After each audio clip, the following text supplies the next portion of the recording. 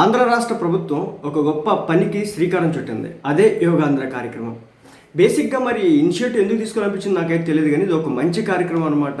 అంటే ప్రజలు అనారోగ్య సమస్యలతో ఇబ్బంది పడుతున్నారు, యోగా ద్వారా చాలా మంచి అయితే జరుగుతుంది.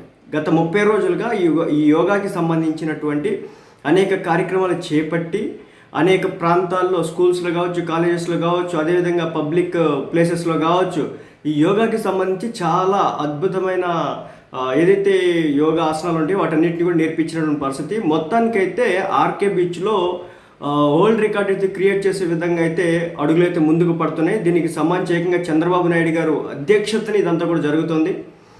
ఆ అంతర్జాతీయ యోగా దినోత్సవానికి విశాఖ రెడీ అవుతుంది. సీఎం చంద్రబాబు నాయుడు గారు ఈ ప్రోగ్రామ్ని చాలా ప్రతిష్టాత్మకంగా తీసుకున్నారు. యోగా డే నాడు 2 కోట్ల మందితో రికార్డు సృష్టించేలా ప్రణాళిక రెడీ అయింది. ఈ నెల 21న ప్రధాని నరేంద్ర మోడీ గారు విశాఖ రాబోతూ ఉండడంతో ఏర్పాట్లను సీఎం చంద్రబాబు గారు దగ్గరుండి పర్యవేక్షించారు, అధికారులకు సూచనలు చేశారు. సో మామూలుగా లేదు అది సంగతి. ఈ యోగాంధ్ర కార్యక్రమంలో ఈ యోగాసనాలు ఏవైతే నేర్చుకుంటారో ఇవి రెగ్యులర్గా చేయడం ద్వారా హెల్త్ ఇష్యూస్ అనేవి మనకు రాకుండా ఉంటాయి. మానసిక సమస్యల దగ్గర నుంచి మొదలు పెడితే బాడీలో ఉండేటటువంటి అనేక రకాల సమస్యలన్నిటికీ కూడా చెక్ పెడుతుంది అన్నమాట యోగా.